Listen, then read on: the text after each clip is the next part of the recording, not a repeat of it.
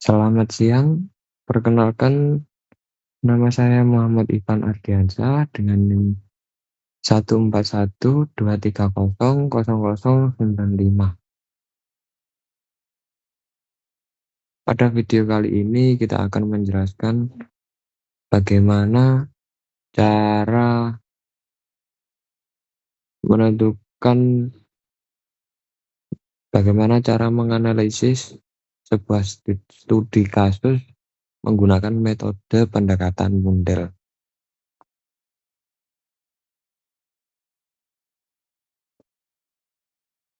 PT RST adalah perusahaan manufaktur furnitur kayu yang beroperasi di Jawa Tengah. Perusahaan ini memiliki 3 departemen utama, yaitu produksi, pemasaran, dan administrasi. Manajemen ini ingin mengukur produktivitas secara menyeluruh menggunakan metode Mundell untuk mengevaluasi efisiensi operasional dan mengidentifikasi area yang perlu perbaikan. Berikut merupakan data periode 2023. Masalah yang dihadapi oleh manajemen menginginkan PT RST sebagai berikut. 1. Menghitung produktivitas masing-masing departemen menggunakan metode Mundell. 2. Menghitung produktivitas agregat perusahaan. 3. Menganalisis apakah perusahaan tersebut mencapai target produktivitas. 4. Memberikan rekomendasi perbaikan. Metode Mundell. Metode Mundell mengukur produktivitas total faktor atau TFP dengan rumus P_Y sama dengan Y per AL ditambah BK ditambah CM, di mana P_Y adalah produktivitas output, Y sama dengan output total, L sama dengan input tenaga kerja, K sama dengan input modal, M sama dengan input bahan baku, A, B, C adalah bobot elastisitas faktor produksi. A plus B plus C sama dengan 1. Bobot standar industri furnitur. A sama dengan 0,4 tenaga kerja, B 0,35 modal, C 0,25 bahan baku. Perhitungan per departemen. A. Departemen produksi. Input A kali L ditambah B kali K ditambah C kali M. A adalah 0,4 yang diambil dari bobot standar industri furnitur. Bagian A 0,4 atau tenaga kerja. L ini merupakan diambil dari bagian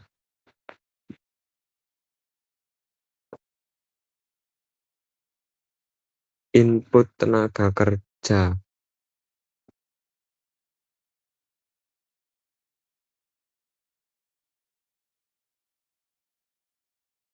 Input tenaga kerja yang 2000 ini ya,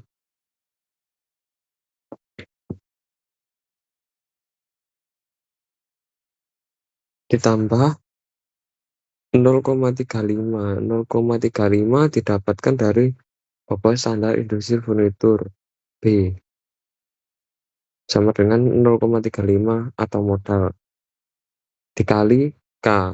K kita ambil dari input modal 1.500 ditambah 0,25 yang didapatkan dari bobot standar industri furnitur bagian bahan baku dikali 1.200 dikali M ya, kali M yang diambil dari Departemen Produksi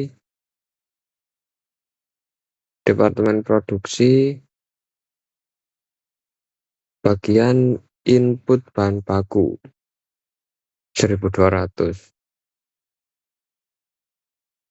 dan memperoleh hasil 1.625.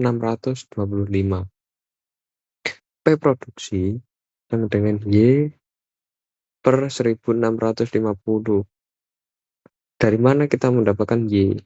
Y sama dengan output total. Output total berarti kita ambil dari Departemen Produksi, output bagian yang ini 5.000 dan memperoleh hasil 3,08. Begitu juga dengan Departemen Pemasaran dan Departemen Administrasi, perhitungan yang sama seperti Departemen Produksi. Perhitungan per agregat perusahaan. A. Perhitungan rata-rata bobot departemen berdasarkan kontribusi output produksi 5.000 per 8.700. 5.000 kita peroleh dari 5.000 diperoleh dari sini, dari output produksi dibagi total keseluruhan output departemen.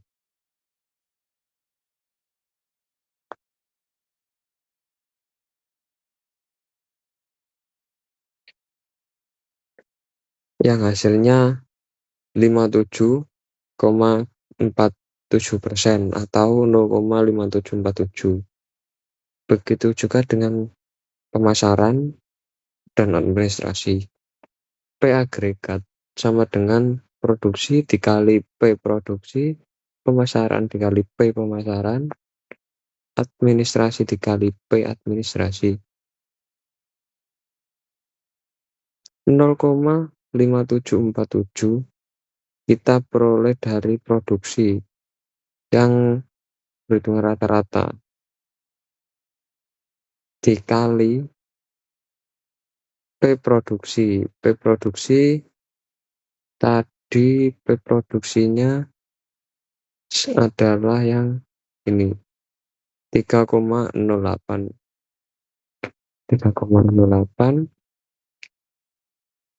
ditambah pemasaran sama dengan 0,2874 dikali bagian departemen pemasaran ya, pemasaran dikali 4,31 ditambah 0,1379 dikali 2,38, hasilnya 3,34 untuk P agregat.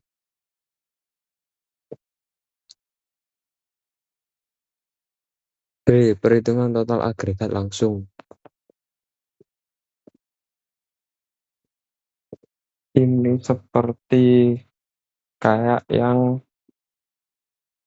bagian departemen. Yang bagian ini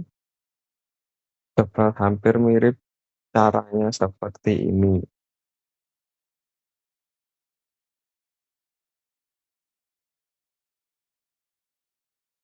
Perhitungan total agregat A dikali total L ditambah B dikali total K ditambah C dikali total M. A adalah bobot standar industri furnitur. Yang A 0,4 tenaga kerja, yang B 0,35 atau modal, Yang C 0,25 atau bahan baku. Total L. Total L adalah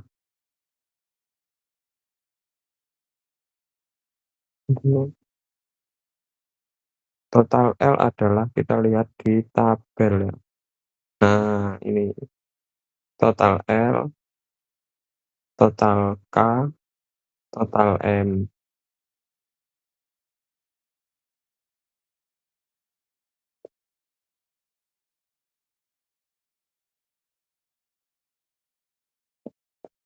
Menghasilkan 2.710. P per total agregat. Total Y per 2.710. Total Y diperoleh dari bagian ini ya. Total output seluruh departemen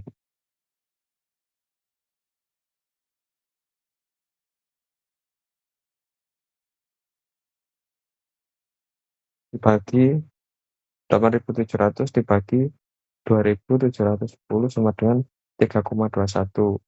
Rata-rata produktivitas perusahaan P agregat, di mana hasil dari P agregat tadi 3,34. 3,34 ditambah P total agregat 3,21. 3,21 dibagi 2, yaitu akan menghasilkan 3.275. Analisis hasil. Departemen produksi memiliki produktivitas 3,8. Status target baik. Kinerja sangat baik. Pemasaran 4,31 sangat baik, terbaik. Administrasi 2,38 status target di bawah target. Untuk kinerja perlu perbaikan. Agregat produktivitas 3,28 status target baik, kinerjanya juga baik. Perbandingan tahun sebelumnya di 2022, Departemen Produksi pada tahun 2022 2,85, produksi pada tahun 2023 3,08, perubahan plus 8%. Departemen Pemasaran pada tahun 2022 4,05, tahun 2023 Departemen Pemasaran 4,31, perubahan plus 6,4%. Departemen Administrasi tahun 2022 2,15, tahun 2023 2,38, perubahan 10%. Departemen Agregat tahun 2022 2,95, tahun 2023 3,28, perubahan plus 11,2%. Saran perbaikan administrasi. Reduksi biaya modal atau sewa kantor 20%. Otomatisasi administrasi dengan software ERP. Pelatihan efisiensi tenaga kerja. Target naikkan menjadi 2,8 dalam 6 bulan. 2. Perbaikan pemasaran, replikasi best practice ke departemen lain, benchmarking internal. 3. Optimalisasi produksi, pengurangan waste bahan baku dari 15% ke 10%. Investasi mesin CNC untuk efisiensi modal. 4. Target 2024. Produktivitas agregat target 3,60 plus 10%. produksi 3,40, pemasaran 4,50, administrasi 2,80. Kesimpulan, metode model berhasil mengidentifikasi bahwa PT RST mencapai produktivitas agregat 3,28 di atas target 2,5 dengan pertumbuhan 11,2%. Departemen Pemasaran sebagai pemimpin kerja, sementara administrasi memerlukan perbaikan segera. Implementasi rekomendasi dapat meningkatkan produktivitas agregat hingga 3,60 pada tahun 2024. Sekian dari saya yang bisa saya sampaikan. Ada kurang lebih atau salah kata, mohon dimaafkan. Assalamualaikum warahmatullahi wabarakatuh.